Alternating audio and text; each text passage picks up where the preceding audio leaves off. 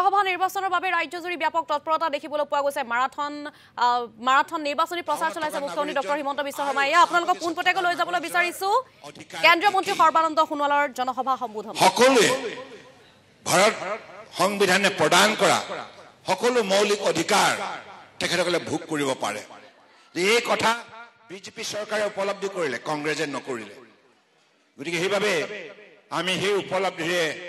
আমি আমাৰ দিনত কাম আৰম্ভ কৰিলো অসম চাহ জনজাতীয় ছাত্ৰ সন্থাৰ প্ৰতিষ্ঠাপক সভাপতি সম্পাদক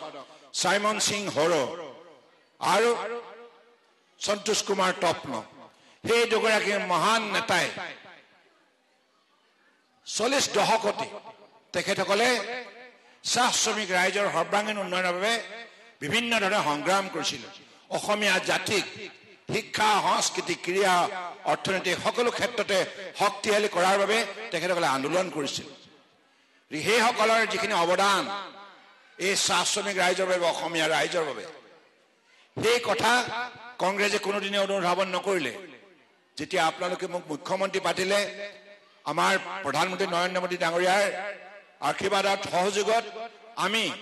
অসমৰ চাহ শ্ৰমিক ৰাইজৰ সৈতে কথা পাতি প্ৰথমবাৰৰ বাবে সন্তোষ কুমাৰ তপন সাইমন সিং হাৰৰ স্মৃতিত প্ৰতিমূৰ্তি নিৰ্মাণ কৰিলো আৰু তেখেতসকলৰ স্মৃতি চিৰজীৱন কৰিবৰ কাৰণে আমি শ্ৰমিক কল্যাণ দিৱস প্ৰতি বছৰে উদযাপন কৰাৰ ৰাজ্য চৰকাৰে সিদ্ধান্ত গ্ৰহণ কৰিলে কাৰণ তেখেতসকলৰ স্মৃতি জীয়াই থাকিলেহে আমাৰ এতিয়া যিসকল ল'ৰা ছোৱালী স্কুলত পঢ়ি আছে সিহঁতে বুজি পাব মাক দেউতাকক সুধিব যে